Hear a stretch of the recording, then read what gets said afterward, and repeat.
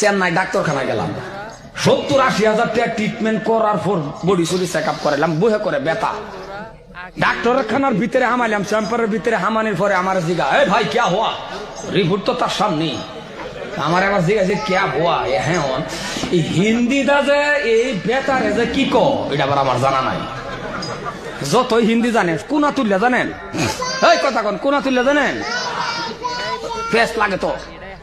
আমার জিজ্ঞাসা ভাই ক্যা হওয়া, হিন্দিটা বেতাটারে কই কি বের চেষ্টা করছি, কাম হয় না। পরে আমি একটা কই যেটা বললো এটা হোক, পরে আমি কই স্যার ই হামে দুঃখ পাইতা হে, এটা হিন্দি হয়েছে।